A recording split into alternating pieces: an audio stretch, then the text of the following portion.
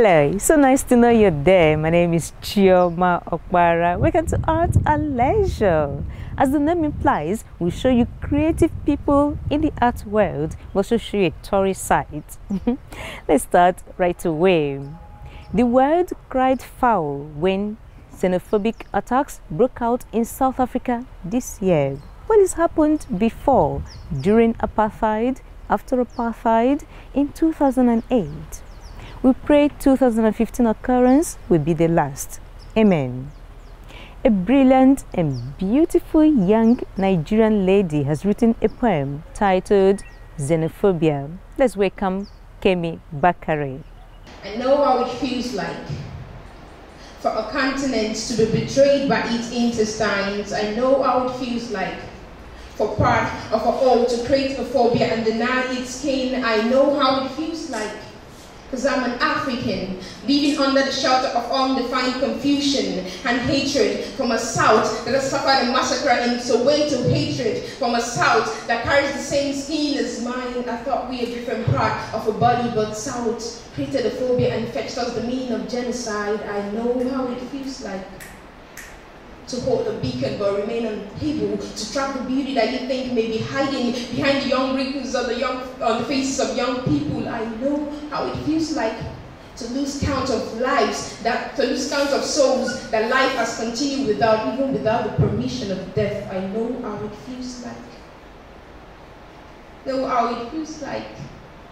And this raised my state of mind beyond human mind, but was trapped in naked chaos, the chaos of the demise of dreams, the dispersion of love, and the absence of peace. What sweetness do you taste when you watch another human bleed? Is the gushing out of blood the attainment of your need? No. Now, I've pulled the trigger of words to mute the voices of hatred, so they should know this. They should know that hatred is that judge that sentenced one into the thought of killing of self. They should know this, like they know the conscience scratching who they have become. They should know this, like they know that Mandela really walked a long way to freedom and dead bodies will always remain lifeless. They should know this, like they know that Winnie is not just an ordinary woman. She's that fear that cuts through the firm rock in the heart of appetite. So pretending not to know that Africa is the home of all blacks cannot tell you out of the truth that we are all human. So denying your brothers and sisters and the color of your skin is like becoming another Peter that will trade Jesus for no kind this time. Stop xenophobia and become human again.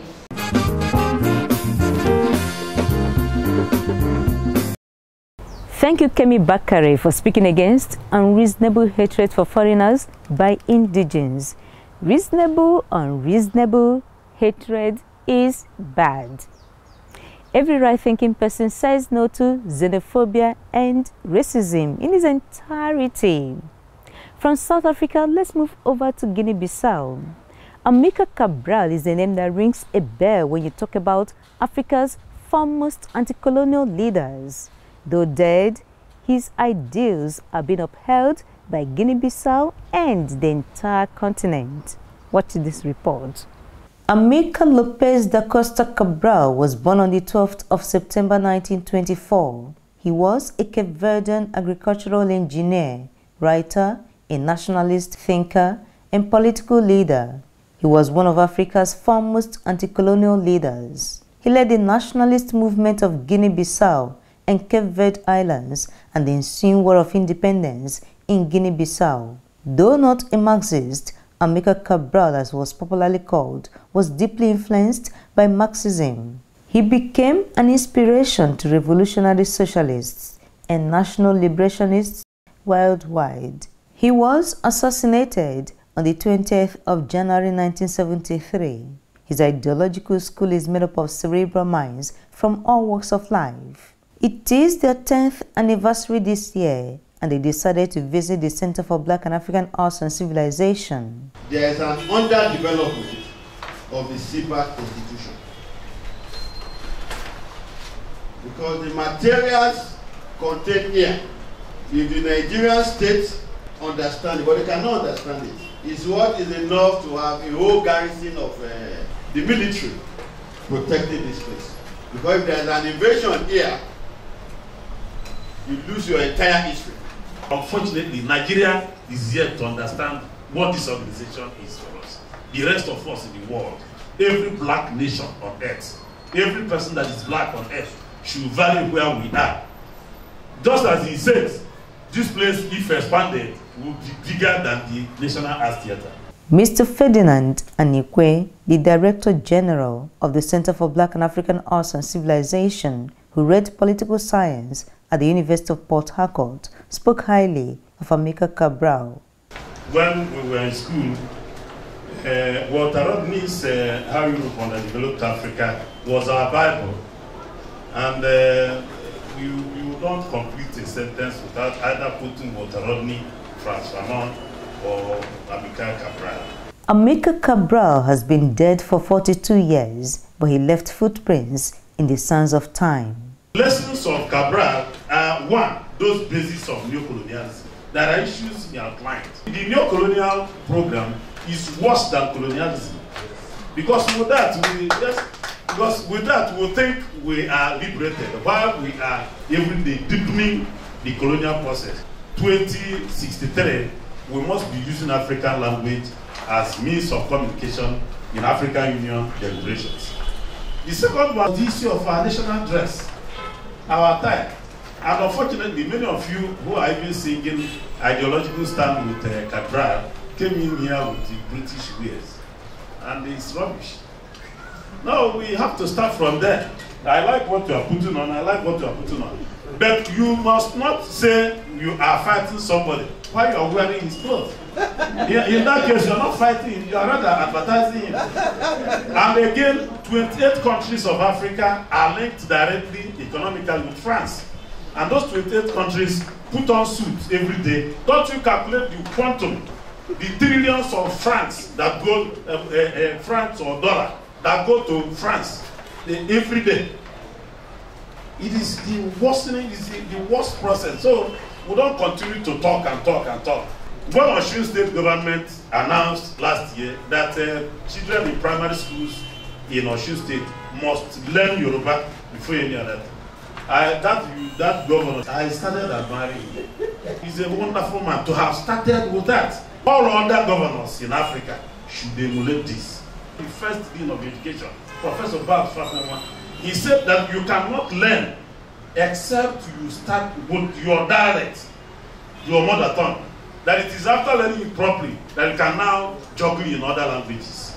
My dear brothers and sisters, we are yet to face the truth about our decolonization process. And one of it is to return totally to culture. And I'm happy when Cabral said that since these our oppressors are actually oppressing our culture, that fighting from culture is actually what we mean by liberation. This meeting between Amilcar Cabral Ideological School and CBAAC is aimed at charting a new course for Africa whilst drawing lessons from his struggles. As long as we turn on televisions in Africa and we see more of Europe than we see in Africa, Africa is not free. As long as we're using currencies that come from France that are backed by the European Commission, Africa is not free. As long as we don't control our means of production, our productive force, and decide how they're going to be distributed equally, Africa is not free.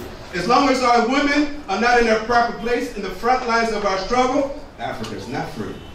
Amilcar Cabral describes himself as a simple African, doing his duty in the context of his temple, his time in his own land. Cabral was a person who spoke at Nkrumah's funeral. He gave the tribute at Nkrumah's funeral in Conakry. Unfortunately, it was the same Conakry where he was shot and killed. Just a year after. The point that we can take from Cabral is that he, first and foremost, understood the essence of culture in our struggle to liberate ourselves. The youth wing of the Ideological School made a salient point. I'm an education student from the University of Benin, and there is this division amongst the Nigerian students. For instance, now in the Department of Philosophy, we still have lecturers who teach the students that someone like Deus is the father of philosophy. Perhaps when history makes us understand the fact that this person was in Egypt, he came to Egypt to study. Black people fought him there. If black people fought him, then who are these people? As far as that concerns, people like that are not necessary in the history of war. So I think there is a need for CBAAC to look into this by creating, by establishing a platform to scrutinize the educational system. The first thing I want to comment CBAAC about is the number of women I see in your management. We cannot start a cultural war or battle or a revolution without the women. CBAAC received this group well because the ideals of Amilcar Cabral still hold water today. The Director General of CBAAC is also the President of Pan-Africa Cultural Congress Bureau.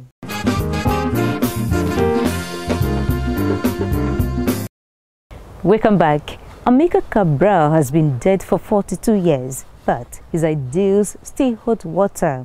What will he be remembered for? Are you working on leaving a legacy?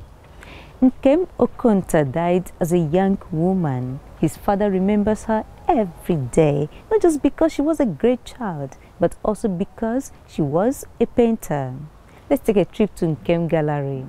Chief Frank Okonta has been an art enthusiast for more than 5 decades. If you lived in Jos and Bauchi, say about 65 years ago, there's no how you'll not come to see what God has given to people. You know, the mountains and the rocks in Jos were really incredible. You know, the weather too, you know, it's hot, it's cold, it's lukewarm. God really created Plateau State to be a very beautiful place. And that was when I really started, you know, liking art. He's fascinated by all art forms, and his 25-year-old gallery is a visitor's delight. The place is named after his late daughter, Nkem. My daughter was an artist. She studied art to even master's level. And she was just into art. She just liked it. You can see some of her works here. Before Nkem was born even, I've always liked artworks. But I got much more interested when she told me that's what she wanted to study. And I started getting very familiar with her works and started liking her works and really started liking art.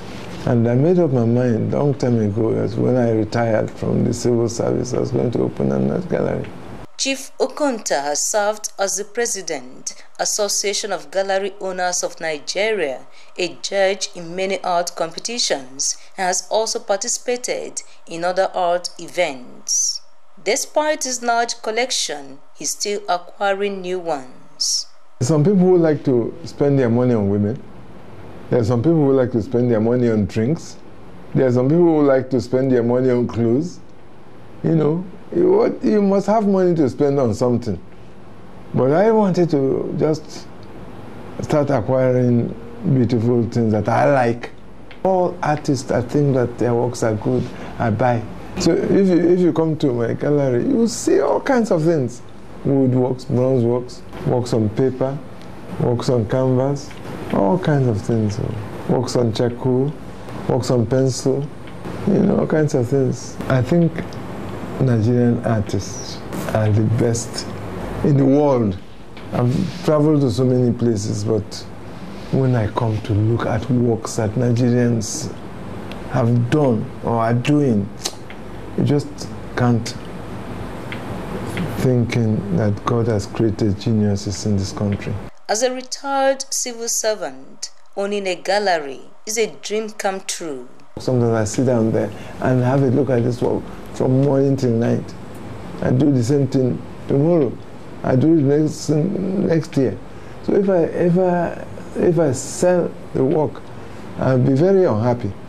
If it was possible, I would move my gallery to my house. I just like to get up and go around and see all these works that I like. I look at art as like, I will look at my wife. At least I've been with my wife for nearly 40 years. But every day I am with her. I'm liking her every day. You say, why can't you get bored with her, like the person that you see every day for nearly 40 years? Why can't you get tired? You don't. You see, one thing I like about art, for instance, if I look at this painting that is here today, tomorrow, when I look at the painting, I'll see something extra that I didn't see yesterday. In a year's time, I'll see something peculiar about that same work. He said, it's not the same work. I said, no, you can never finish looking at a painting. It's impossible. Chief Okonta loves his acquisitions and treats them well. When he was about to refurbish his gallery, I had to now look at the wealth of his works to try to put symmetry and geometry and what have you balance to his gallery based on how much insight I had of him as a person, an art dealer and an art lover. Spending hours in Nkem Gallery is a pastime he thoroughly enjoys. To Chief Okonta, art is life.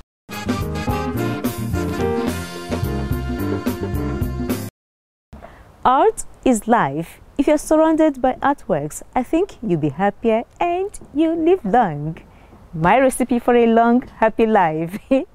All right, our next report is on the interactive session between journalists and the Director General of the National Gallery of Art. It took place here in Lagos. Stay.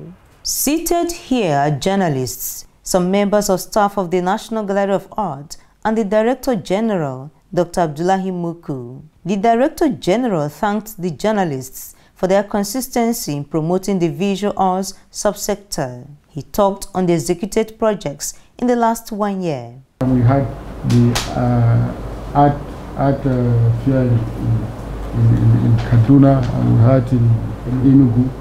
There was this children program that we had in International Conference Center, and we had our usual distinguished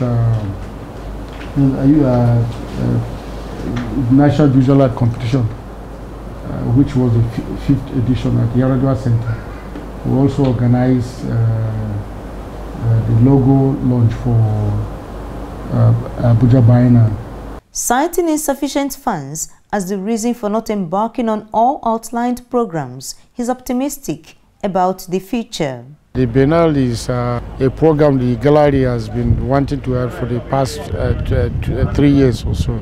It was intended to hold this year. Well, unfortunately, like I earlier told you, there was no budget for the culture sector, so we shifted it to 2017. And the Biennial is a program that we want to have it dovetail that of Dakar. The Biennial is, we all know, is one art event that brings art buyers and artists in one big market, and we believe that Nigeria as a big country in Africa deserve to have a Biennial, and of course it's always held at the capital of most of the cities, so that's why we take it Abuja Biennial. So we intend to have it 2017.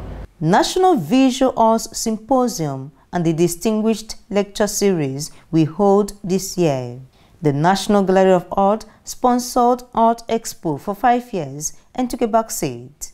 Many stakeholders would like to know why. The Art Expo, actually, it was in partnership with AGAN, and it was intended to leave AGAN up with just 2 editions, and then after which AGAN would look for own sponsors. And unfortunately, gallery was even still able to host Art Expo with AGAN for almost 5 editions, and definitely we feel we have other areas that the gallery will want to engage itself, so we allow AGAN to continue with Art Expo, because that was the initial agreement anyway.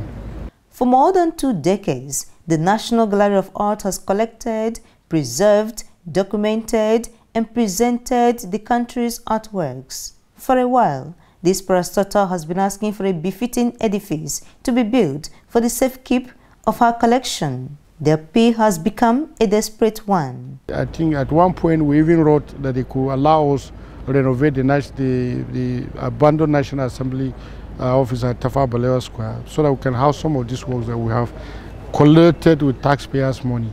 and we are on it. We want to believe that one day government will find it necessary to release one of these buildings so that we can house the large collection of folks art that were collected with taxpayers' money. At this informal meeting, the Director General reaffirmed his resolve to make the leaders see artworks as an alternative source of huge revenue for the country.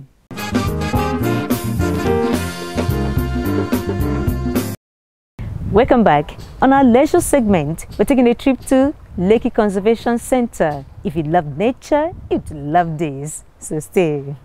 Lekki Conservation Center is the brainchild of the Nigerian Conservation Foundation, a non-governmental organization dedicated to nature conservation and sustainable development in the country.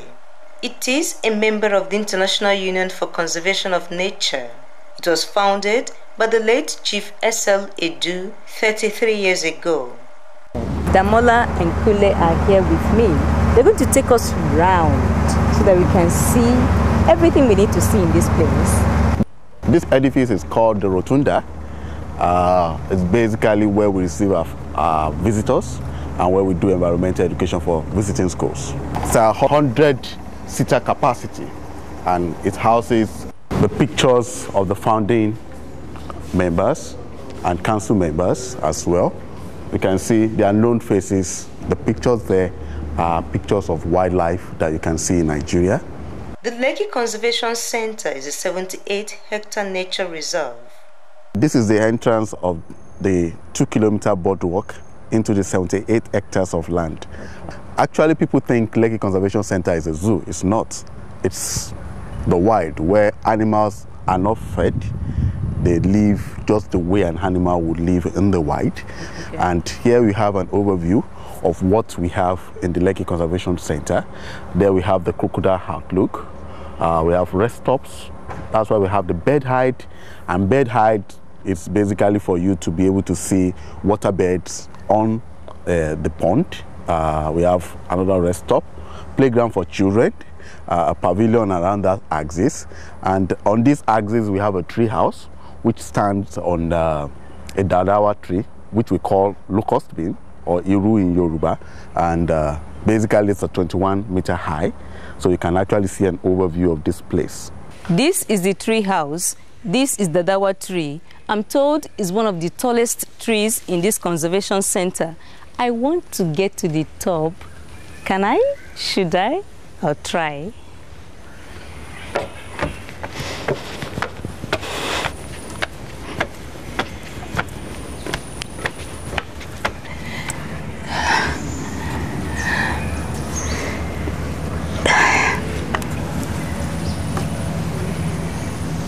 It's a beautiful scenery from here, but can I continue? I'm scared. I want to come down.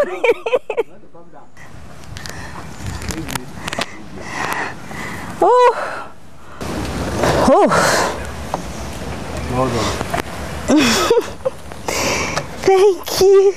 Here we have our do's and don'ts. You don't throw stones at the beds, so you don't disturb the animals. You don't smoke. You don't swim in the water because we have crocodiles there. You might not see them. So these are things that are like our do's and don'ts when you're coming into Lekki Conservation Center. And when you come in as a lady, we also advise you have something like a slip-on so that you won't get stuck on the boardwalk.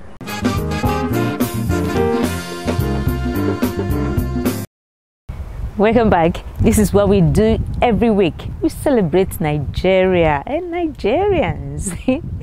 Thank you so much for being a part of today's show. I hope you make out time to relax. Visit any tourist site around you. Just look around you. There's so much beauty. My name is Chioma Okpara. To watch more episodes of Art and Leisure, please visit www.artandleisure.com.ng. Always leave a comment after watching each episode. There are over 50 episodes for you to watch. By God's grace, same time next week, there'll be something new for you. Love yourself. Love Nigeria.